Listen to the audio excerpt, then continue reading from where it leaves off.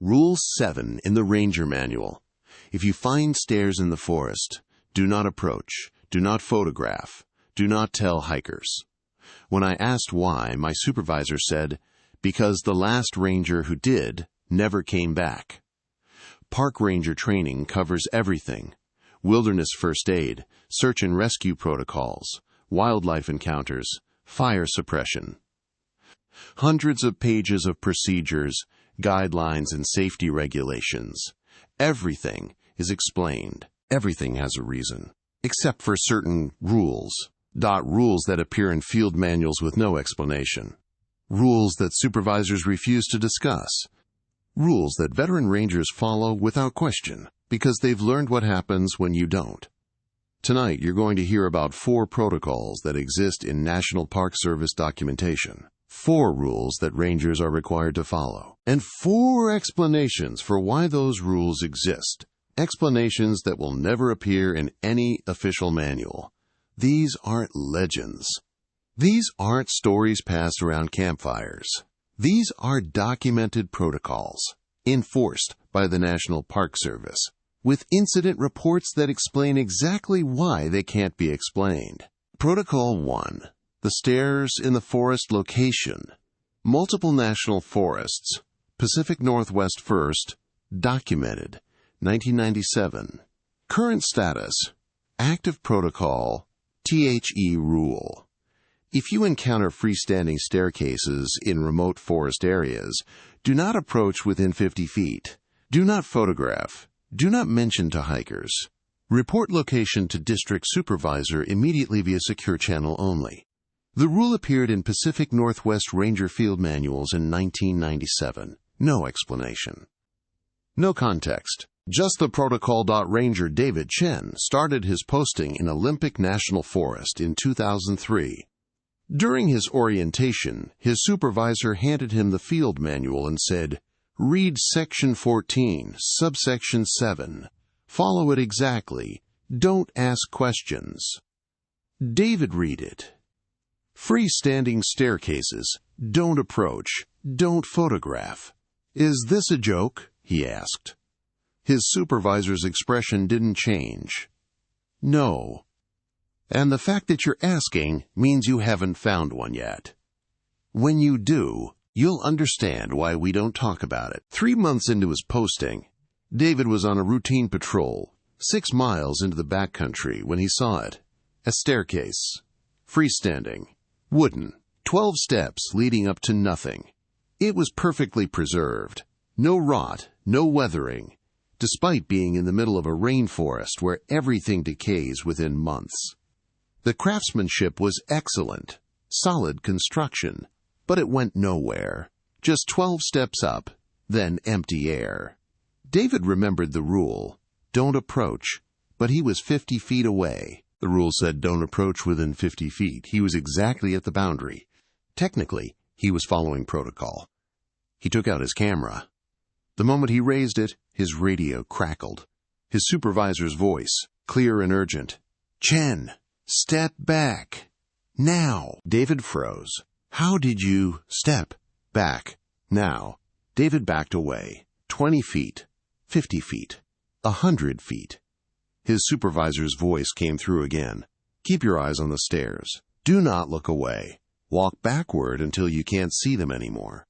Do not turn your back on them." David did exactly as he was told. When the stairs finally disappeared from view, his supervisor said, "Return to station. Direct route. Don't stop." When David arrived back at the ranger station 2 hours later, his supervisor was waiting with a file folder. "You need to understand why the rule exists," he said, "and why we can't put this in the manual." He opened the folder. Incident report. 1995. Ranger Michael Torres. Torres had found stairs in the forest. He photographed them. He approached within 10 feet. He touched them. The next day, he didn't report for his shift. Search and rescue found his truck at the trailhead. His gear was still inside. His radio was on the front seat, turned off. They found his tracks leading into the forest. The tracks stopped at the stairs. There were no tracks leading away. No signs of struggle. No blood. No evidence of wildlife, just his boot prints, ending at the base of the stairs. They searched for 6 days. Helicopters, dogs, ground teams, nothing. On the 7th day, his supervisor received a call from a ranger station 140 miles away. Michael Torres had walked into their station that morning, disoriented, confused, unable to explain where he'd been. He had no memory of the last 7 days, no injuries, no dehydration, no exposure damage, but he'd aged. The medical examiner couldn't explain it. Torres was 34 years old when he disappeared. 7 days later, biological markers suggested he was closer to 16 years of aging in 7 days. Torres was medically retired. He refused to discuss what happened. The only thing he ever said, "Don't go near the stairs, don't ever go near them." David looked up from the report. "How many of these stairs are out there?" His supervisor closed the folder. "We've documented 47 in this region alone. We think there are more. Every time we find one, we update the GPS coordinates in the system. Rangers are routed away from those areas.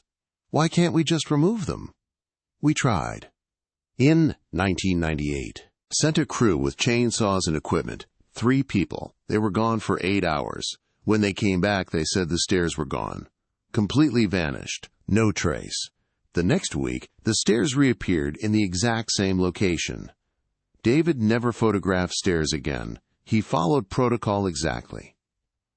And in 11 years of service, he found 3 more. Each time, he reported the location. Each time, the coordinates were added to the system. Each time, he asked his supervisor, "What are they?" Each time, his supervisor said the same thing. "We don't know." And that's why the rule exists. The protocol remains in the field manual. No explanation. Just the rule. Because some things don't need to be understood. They just need to be avoided. Protocol 2. Radio silence hours location. Yellowstone National Park. Wyoming 1st, documented. 2001 current status. Strictly enforce the rule. Between 2 a.m. and 4 a.m., all non-emergency radio communication is prohibited. If you receive a radio call during these hours that is not logged dispatch, do not respond. Report the incident at 4:01 a.m. Ranger Emily Santos started at Yellowstone in 2009. During her first week, she was assigned to the overnight shift at the Canyon Visitor Center, a small station that monitors the park's southern quadrant. Her supervisor went over the protocols: weather reporting, wildlife tracking, emergency procedures.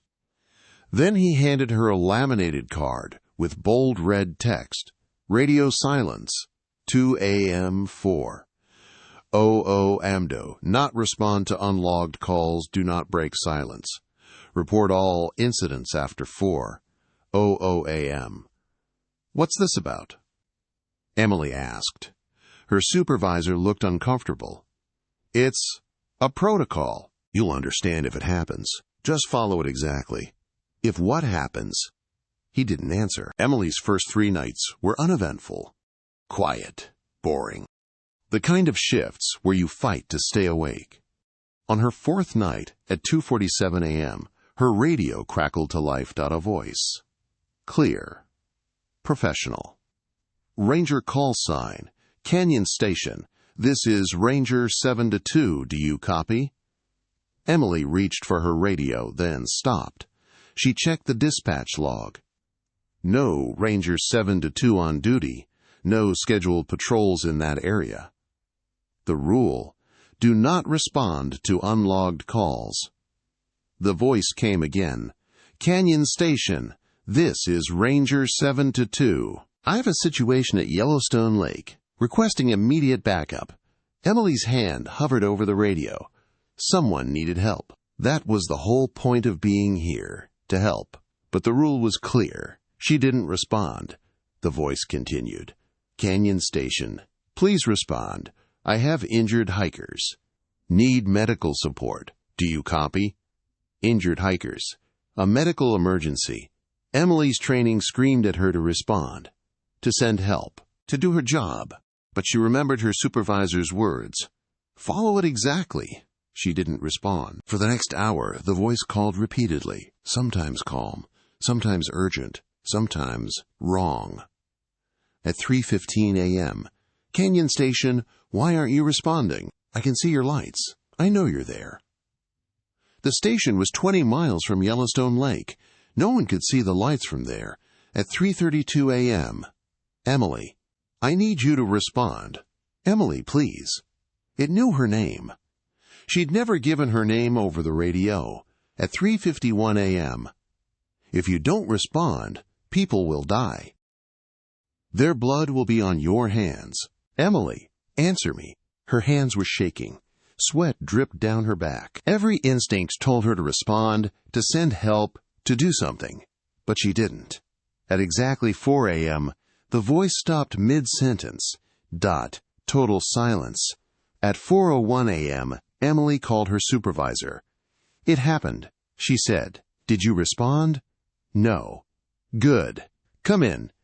We need to debrief. At the station, her supervisor showed her the file. Incident reports dating back to 2001. 17 rangers, all assigned to Canyon Station. All received similar calls between 2 o'clock and 4 a.m. 14 rangers followed protocol. They didn't respond. They reported the incidents. They continued their service. 3 rangers responded.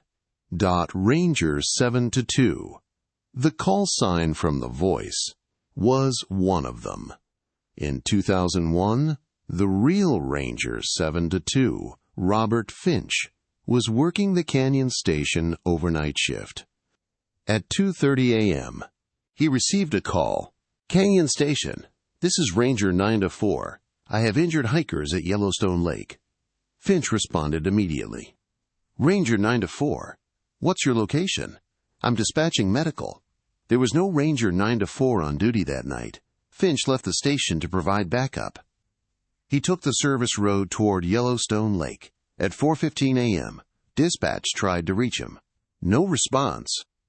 At 6 a.m., they found his vehicle on the side of the road 3 miles from the station. Engine running. Lights on. Radio on the seat, still transmitting. Thought Finch was gone. Search teams found his tracks leading into the forest. The tracks stopped after 200 yards. No signs of struggle. No blood. No evidence of wildlife. Just boot prints, ending in the middle of the trail. They searched for 9 days. Helicopters. Ground teams. Cadaver dogs. Nothing. On the 10th day, Finch's radio, which had been logged as evidence, transmitted on its own. The voice was Robert Finch. Clear. Calm. Professional. Canyon Station. This is Ranger 7-2. I have a situation at Yellowstone Lake. Requesting immediate backup. The same call, the same words. The same voice. They destroyed the radio. Removed it from service. Documented the incident. But the calls continued. Different radios. Same voice. Same message. The protocol was implemented immediately. Radio silence hours. 2 a.m. to 4 a.m. Do not respond to unlogged calls. Since then, 2 other rangers have responded during those hours. Neither was ever found. Emily worked at Yellowstone for 6 more years. She heard the calls 14 more times. Different voices. Different emergencies. Always between 2 o'clock and 4 a.m. She never responded. Because the rule isn't about being callous. It's about survival. The calls aren't real. The emergencies don't exist. But the rangers who respond, they disappear. And their voices join the others, calling for help that will never come. Protocol 3. The hiker count discrepancy location. Great Smoky Mountains National Park, Tennessee 1st. Documented. 2004. Current status. Mandatory reporting, the rule. If trail counter numbers do not match permit records by more than +1, initiate Protocol 17. Do not investigate the additional hikers. Monitor and report. Do not make contact. The Great Smoky Mountains has an automated trail counter system at major trailheads, sensors that count hikers entering and exiting. Combined with backcountry permits, rangers can track approximately how many people are on any given trail. Usually the numbers match. Sometimes they're off by one or two. People who duck under sensors take alternate routes, etc. But sometimes the count is higher than it should be. One more person exited than entered. Ranger Marcus Webb was reviewing trail data in 2015 when he noticed the discrepancy on the Alum Cave Trail. Permits issued. 12 hikers counter in, 12 hikers counter out, 13 hikers something had come down from the mountain that hadn't gone up. Marcus checked the protocol. Rule 17, do not investigate. Monitor and report. He reported it to his supervisor, Teresa Vance. She looked at the data, and her expression darkened. It happened again, she said. Again? She pulled up a spreadsheet. 47 discrepancies in the last 11 years. Always +1. Always the same trails, always reported, never explained. What do we do? Marcus asked. Nothing. That's the protocol. Someone is on the mountain who shouldn't be there. We need to... No. Teresa's voice was firm. We follow the protocol exactly. We do not investigate. We do not make contact. We monitor and we report. Why? Teresa closed her laptop. Because the last time a ranger tried to find the extra hiker, we had to send search and rescue for the ranger. She told him about 2004. Ranger Angela Simmons had noticed the same discrepancy. Trail counter showed one extra person exiting. She decided to check the trail camera footage. The cameras captured everyone entering. 12 hikers, all with permits, all logged. But when Angela reviewed the exit footage, there were 13 people coming down.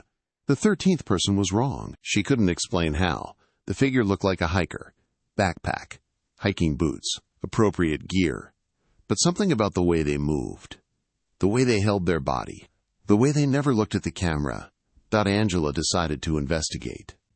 She hiked up the trail to see if anyone was still on the mountain. At mile marker 4, she found a group of 3 hikers taking a break. Did you see anyone else on the trail today? She asked. They looked at each other, confused. Just us, one said, and the person behind us, another added. Angela felt cold. Who was behind you? A hiker. They kept pace about 50 yards back for the last 2 miles. We figured they wanted solitude. Can you describe them? The hikers looked at each other again. A long pause. I can't, one finally said. They were just a hiker. Man or woman? Silence. What were they wearing? More silence. None of them could describe the person. They all remembered seeing someone. They all agreed someone had been there. But none of them could recall a single identifying detail. Angela radioed for backup and continued up the trail. At mile marker 5, she found boot prints. Fresh. Leading up the mountain. But there was something wrong with them. The prints were deeper on the right side. Much deeper. As if the person was carrying enormous weight on their right side, or their right leg weighed significantly more than their left. Angela followed the tracks for another half mile. The prints got deeper, heavier, as if the person was gaining weight with every step. At mile marker 6, the boot prints stopped being boot prints. They became something else. Angela radioed her supervisor. I need to turn back. Something's wrong. What did you find? I don't. I can't describe it. The tracks changed. They're not human anymore. Her supervisor's voice was sharp. Get off the mountain. Now. Do not follow the tracks. Return immediately. Angela turned back. As she hiked down, she felt it behind her. The presence of something following. Matching her pace. Staying exactly 50 yards back, she didn't turn around. She didn't stop. She walked straight to the trailhead, got in her truck, and drove to the ranger station. When she arrived, she was shaking. Her supervisor made her write an incident report immediately while everything was fresh. The report was 20 pages long. Detailed descriptions of the tracks, the feeling of being followed, the wrongness of the 13th hiker. The report was classified. Filed under Protocol 17, Teresa handed Marcus a printed copy of Angela's report. "Read it. Understand why we don't investigate." Marcus read it that night. When he finished, he understood. The rule exists because some discrepancies aren't errors. Some extra hikers aren't hikers, and the rangers who try to find them don't always come back the same. Since 2004, Protocol 17 has been enforced strictly. 47 discrepancies have been reported. 0 investigations have been conducted because the Park Service learned sometimes it's better not to know who or what is on your mountain. The trail counters keep counting. The permits keep tracking. And when the numbers don't match, rangers follow protocol. They monitor. They report. They don't investigate. And they definitely don't make contact. Protocol 4. The morning tent location. Sequoia National Park, California first documented. 2008 current status. Immediate evacuation protocol. THE rule. If you discover a tent that was not present the previous evening during routine campground checks, do not approach. Evacuate the campground immediately. Report to district supervisor. Wait for specialized team. Campground hosts perform routine evening checks, making sure all campers have permits, no illegal campfires. Everyone's accounted for. Then they do a morning check to see if anyone needs assistance. Ranger Tom Bradshaw had done this routine hundreds of times at Lodgepole Campground. Evening check, morning check, nothing unusual. On June 14, 2018, Tom did his evening check at 9:30 p.m., campsite 47, empty. Marked as unreserved for the night. The next morning at 6:15 a.m., Tom did his morning rounds. Campsite 47, occupied. Tent, fully set up. Positioned perfectly on the campsite pad. Gear arranged outside. Camping stove, cooler, 2 camp chairs. Tom's first thought was someone had arrived very late and set up in the dark. It happened occasionally, but something felt wrong. The tent was too clean, perfectly new. No dirt, no wear, no weathering. The gear was arranged too precisely, geometrically perfect, like a display in a camping store. And it was completely silent. No movement. No sounds of breathing. No snoring. Tom approached the tent. "Hello? Campground host. Just checking in." No response. He knocked on the tent pole. "Anyone home?" Silence. Tom unzipped the rainfly slightly and looked inside. The tent was empty. Sleeping bag laid out flat. Never slept in. No personal items. No clothes. No backpacks. Just an empty tent, perfectly arranged, as if set up for a photograph. Tom checked his notes from the previous night. He'd photographed every campsite during evening rounds, part of his documentation routine. He pulled up the photo of campsite 47 from 9:30 p.m. the previous night. Empty. No tent. No gear. Nothing. He looked at the tent in front of him, looked at the photo, looked back at the tent.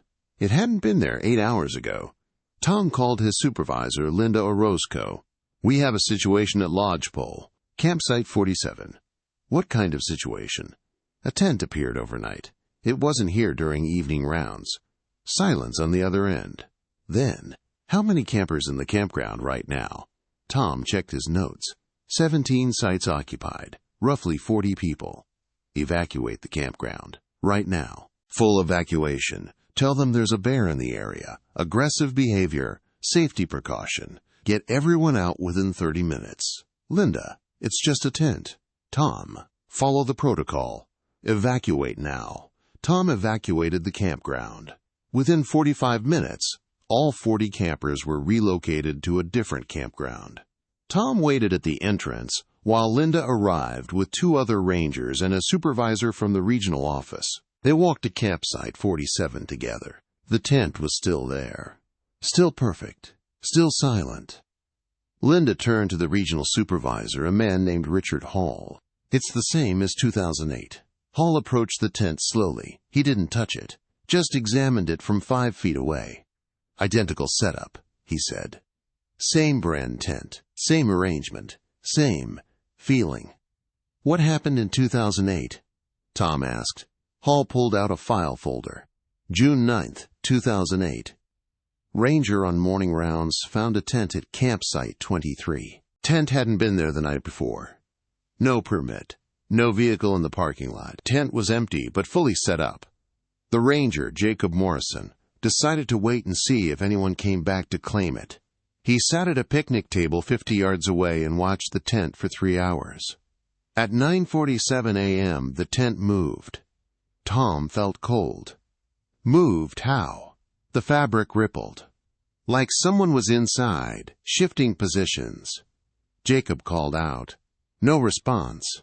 The movement continued. Bulging shapes pressing against the fabric from inside, as if someone, something, was trying to get out. Jacob approached. He opened the tent.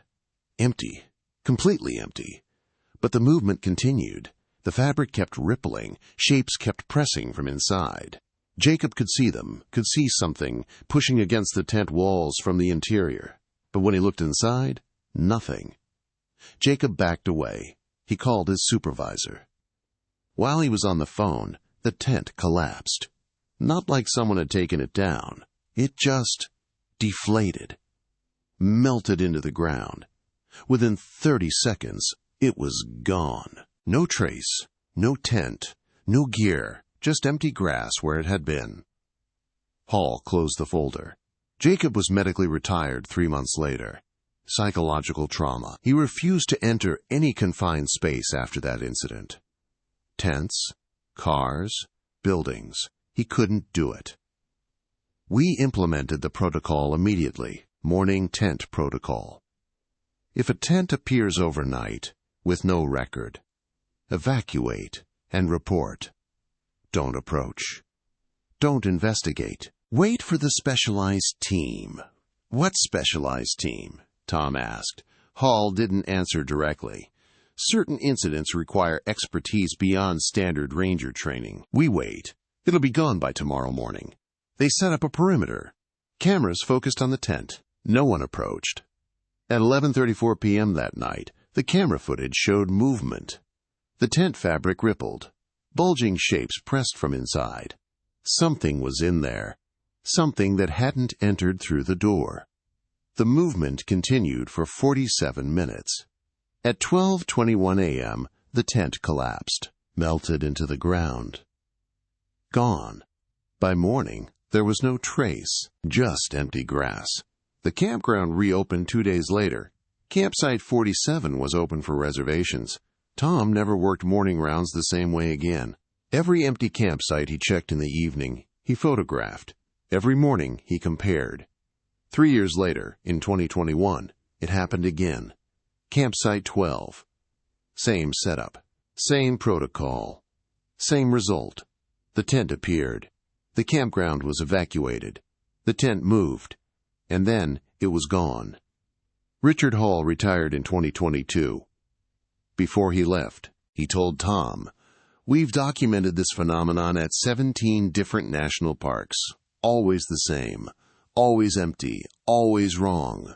"What is it?" Tom asked. "We don't know. We have theories. Interdimensional bleed. Temporal anomalies. Non-human intelligence. But theories don't matter. What matters is the protocol. Because the rangers who don't follow it, the ones who go inside the tent, the ones who touch it, they don't disappear. That's not the problem. They change." Hall didn't elaborate. He didn't need to. The protocol remains. If you find a tent that shouldn't exist, evacuate. Report. Wait. Don't approach. Don't investigate. Don't go inside. Because some campsites aren't empty. They're waiting. 4 protocols. 4 rules that exist in official Park Service documentation. 4 explanations that will never be printed in any manual. The stairs in the forest. The radio calls during silence hours. The extra hiker on the mountain. The tent that appears overnight. Rangers follow these rules because they've seen what happens when you don't.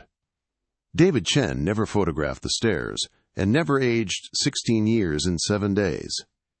Emily Santos never responded to the voice and never disappeared like the rangers before her. Marcus Webb never investigated the 13th hiker and never had to write a report about tracks that stopped being human. Tom Bradshaw never entered the morning tent, and never changed into something that looked human but wasn't anymore. These protocols exist in the manual without explanation, because some things can't be explained. They can only be avoided. The National Park Service maintains hundreds of documented protocols like these, rules that make no sense, regulations that seem paranoid, guidelines that appear irrational, until you understand why they exist. Rangers don't talk about these rules publicly. They're not in the visitor guidelines. They're not on the park websites. They're filed under internal protocols shared during private briefings, passed from supervisor to new ranger with one instruction: follow it exactly.